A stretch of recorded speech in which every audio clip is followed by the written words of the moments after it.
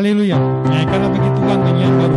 Pujilah Dia dalam jemaah orang-orang saleh. Selamat pagi teman-teman. Mari kita lagu serukan namanya.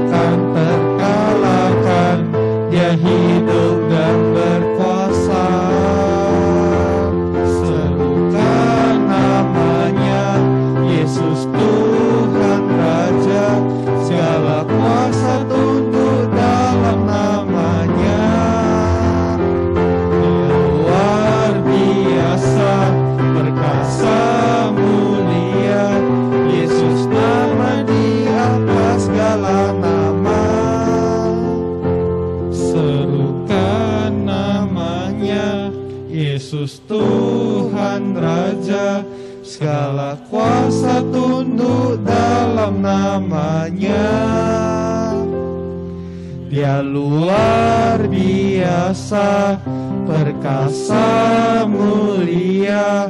Yesus nama di atas segala nama.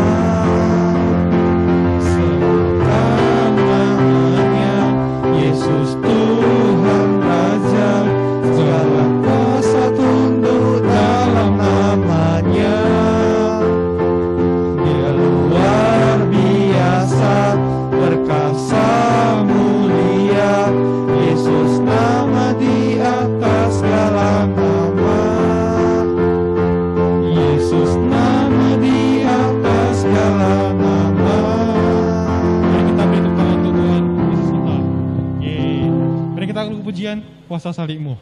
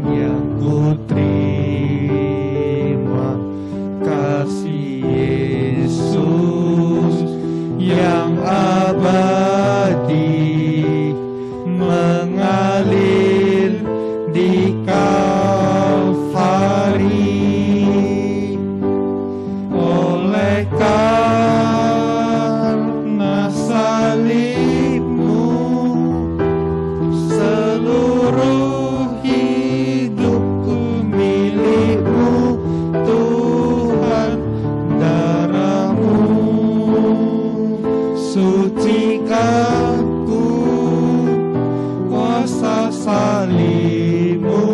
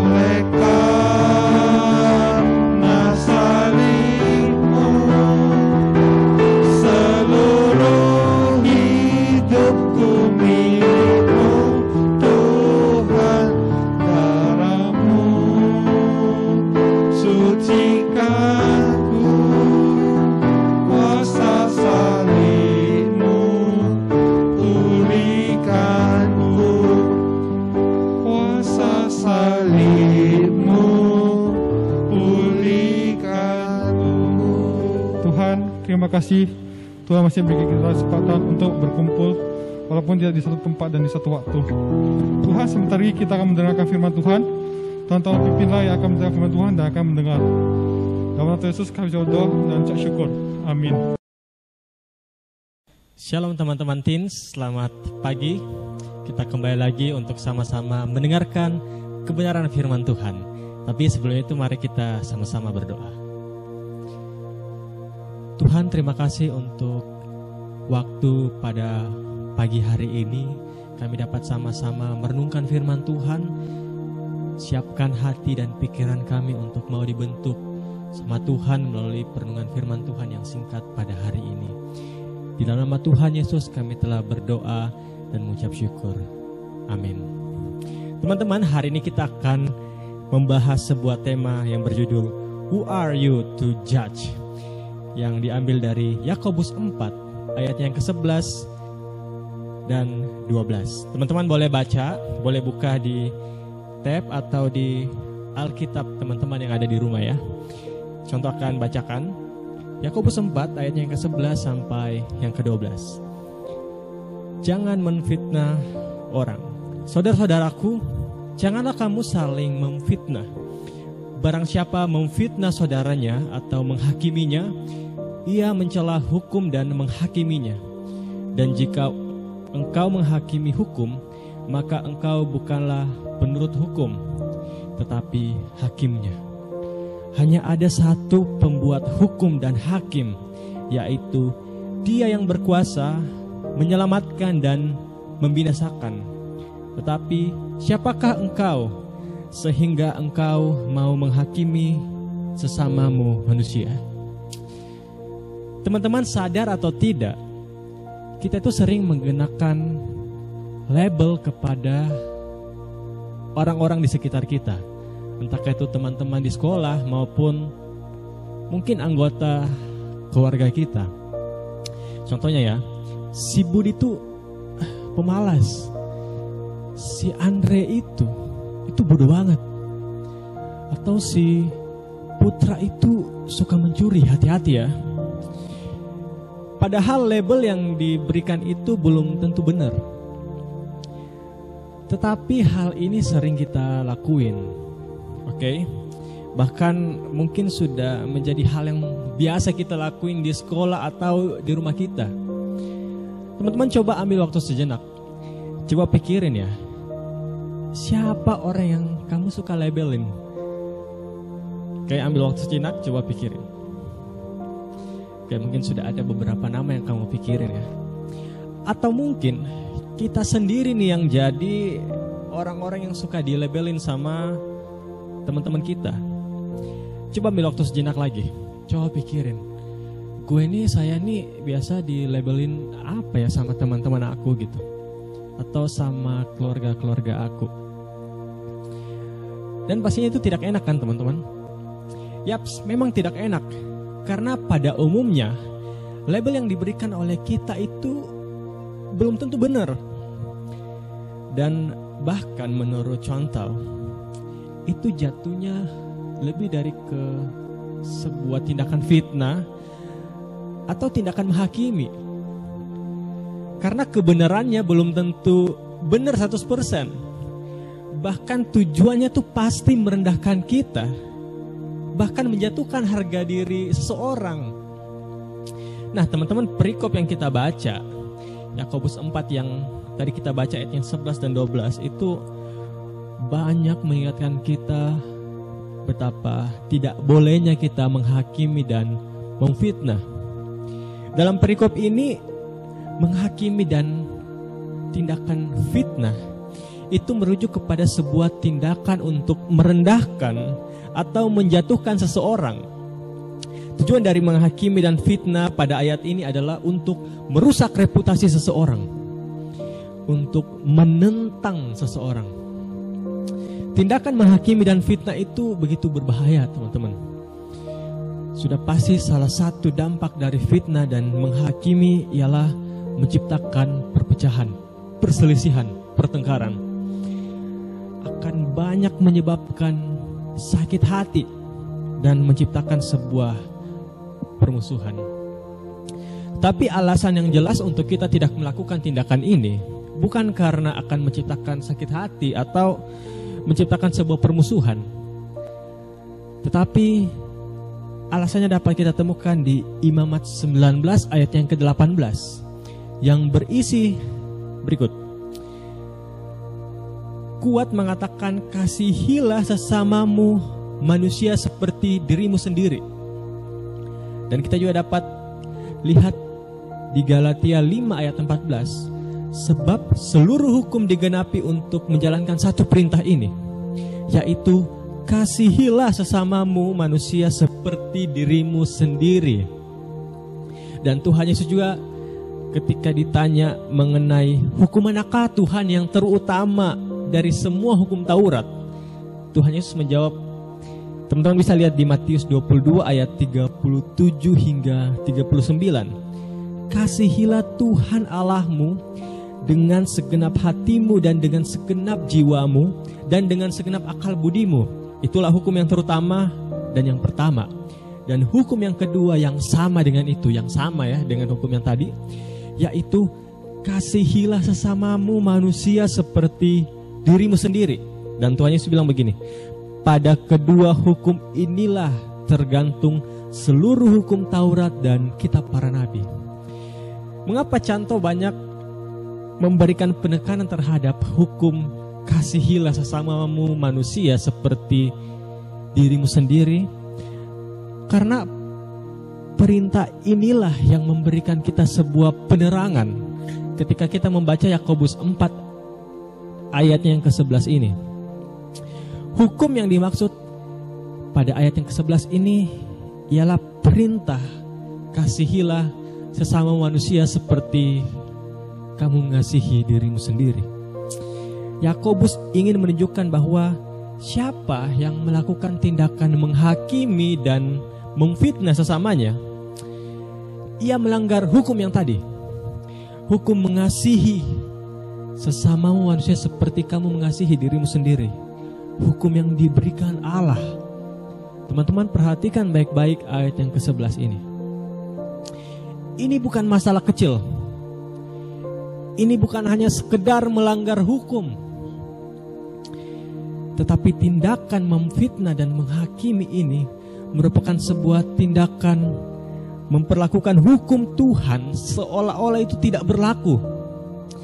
Singkatnya, orang yang melakukan ini itu menilai hukum tersebut dan menganggap hukum tersebut untuk tidak layak dipatuhi.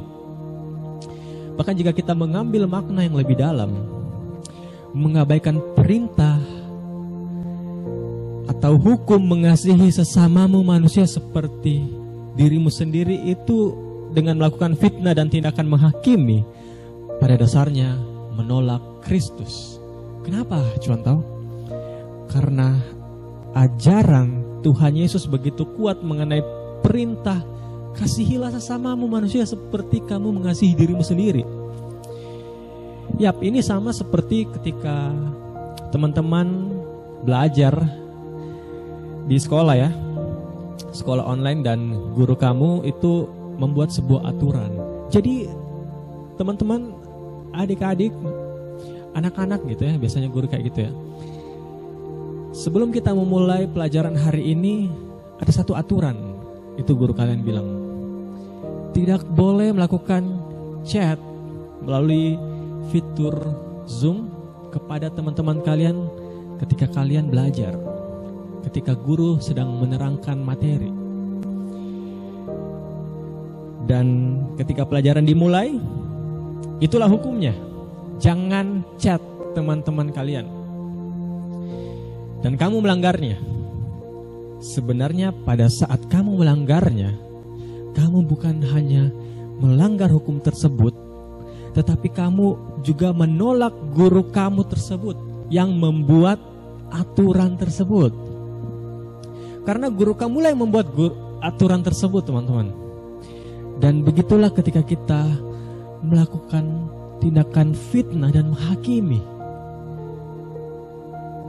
kita menentang pembuat hukum tersebut, yaitu Allah. Jadi kalau begitu, lantas siapa yang dapat menghakimi manusia? Teman-teman, jawabannya dapat kita lihat di ayat yang ke-12, yaitu pembuat hukum tersebut,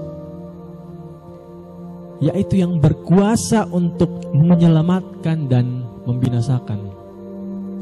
Teman-teman, jika melihat Mazmur 9 ayat 20, kita bisa melihat sebuah kalimat yang kuat merujuk kepada Allah sebagai hakim. Allah hadir sebagai hakim untuk bangsa-bangsa. Dan memang hanya Allah lah yang dapat menjadi hakim, karena Dia Allah yang adil dan penuh kasih. Serta jika kita melihat di Yohanes 5 ayat 50, di sana dikatakan bahwa Tuhan Yesuslah yang akan menjadi hakim yang diutus oleh Allah. Teman-teman, ada satu poin yang penting, bahwa kita harus sadar ada perbedaan antara nuansa Allah sebagai hakim yang menghakimi dan tindakan menghakimi serta memfitnah yang dijelaskan oleh Yakobus yang dilakukan oleh jemaat-jemaat pada saat itu. Satu sifatnya positif yang dilakukan oleh Allah, satu lagi bersifat negatif, merusak yang dilakukan oleh jemaat pada saat itu. Allah itu menghakimi dengan keadilannya dan kebenarannya, sedangkan tindakan menghakimi yang dilakukan oleh jemaat yang dijelaskan oleh Yakobus, tindakan menghakimi dan memfitnah, jelas bukan karena mencari keadilan, tetapi bersifat merusak serta menghancurkan orang lain. Itulah yang biasa mungkin kita lakukan. Tindakan menghakimi ini sama seperti tindakan orang Farisi. Teman-teman ingat ketika mereka hendak melempari batu kepada wanita yang sedang berzinah, yang didapati berzinah. Merasa diri tidak berdosa, merasa diri begitu benar, sehingga mengira punya kuasa untuk menghakimi orang dengan seenak-enaknya. Teman-teman, jika kita memahami bahwa tindakan menghakimi dan memfitnah merupakan sebuah tindakan yang melanggar hukum Allah, dan hanya Allah lah yang berhak hadir sebagai hakim, maka kita pasti akan punya respon yang berbeda terhadap dua isu ini, menghakimi dan memfitnah. Tapi stop dulu, contoh mau notice bahwa dua ayat ini bukan menjadi sebuah ayat pembenaran dan membatasi kita untuk tidak saling mengoreksi ya, dan menegur teman-teman kita ketika berbuat salah. Beda banget loh menghakimi, memfitnah, dan mengoreksi serta menegur teman-teman kita yang mungkin berbuat salah. Karena satu sifatnya merusak atau membuat sebuah kehancuran bersifat negatif, yaitu menghakimi dan memfitnah. Tapi satu lagi bersifat positif, yaitu menegur atau mengoreksi. Jadi teman-teman, satu sifatnya membangun ya. Jadi teman-teman harus notice itu. Jadi contoh mau nanya nih, kalau kita bertemu dengan teman-teman yang kita dapati berbuat salah, apa yang kita harus lakuin? Oke, coba pikir. Sudah pasti jawabannya jangan menghakimi. Mungkin dulu sebelum kita mendengarkan firman Tuhan ini, tapi contoh percaya, teman-teman juga dulu enggak kok. Mungkin ada satu sifat yang mau menghakimi kalau teman kita dapati berbuat salah. Tapi teman-teman, sebaiknya dan sepatutnya kita tidak melakukan itu. Kita bisa mengoreksi apa yang salah dan membantunya memperbaiki kesalahan itu. Keren gak? Keren dong. Karena tujuannya itu membangun. Lalu contoh juga mau nanya nih sebaliknya. Jadi bagaimana respon kamu nanti ya? Atau mungkin saat ini ketika ada yang menghakimi dan memfitnah kamu. Wow, ini bukan sebuah pertanyaan yang mudah ya. Balas dengan menghakimi atau memfitnah juga. Oh jelas, itu bukan sikap yang sepatutnya kita lakukan. Ketika kita sedang mendengar perenungan firman Tuhan hari ini, seharusnya respon kita ialah memaafkannya. Mungkin kita boleh juga mengoreksi dan kita cari apa yang dapat kita lakukan untuk merubah perilakunya. Tetapi satu yang jelas, kita tidak balas lagi dengan menghakimi atau memfitnah balik orang yang memfitnah dan menghakimi kita. Dan sekarang teman-teman Cuantau mau menantang kalian semua untuk memikirkan dan melakukan hal ini. Coba kamu pikirkan nama orang-orang terdekat kalian, terutama teman-teman sekolah kalian yang kalian sering berinteraksi, mungkin keluarga kalian atau sahabat-sahabat yang lain yang kalian pernah sakiti atau kalian pernah sakiti dengan tindakan menghakiminya dan memfitnahnya. Kayak kamu coba pikirkan, siapa ya? Jikalau nama itu sudah muncul, aku tantang kalian untuk coba cari waktu, pikirkan kapan kamu mau katakan kepada mereka untuk sorry, minta maaf.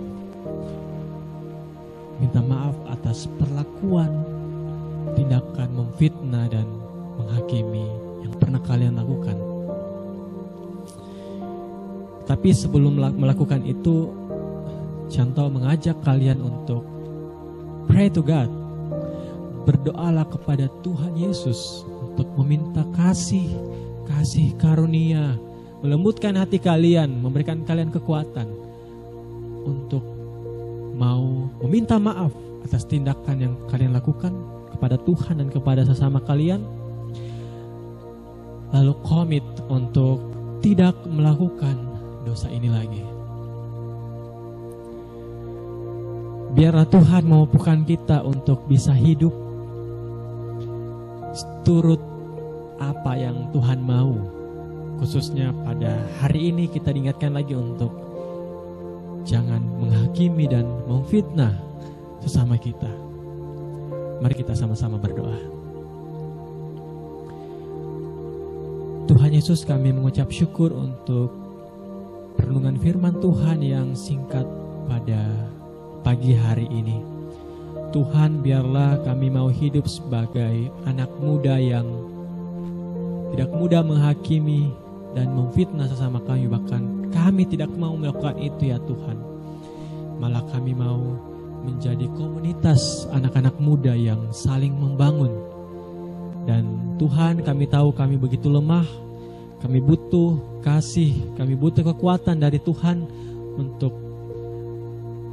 tidak melakukan hal ini.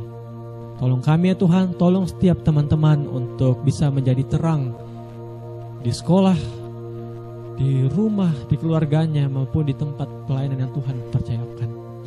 Ini siap doa kami ya Tuhan. Di dalam nama Tuhan Yesus kami telah berdoa dan mengucap syukur. Amin.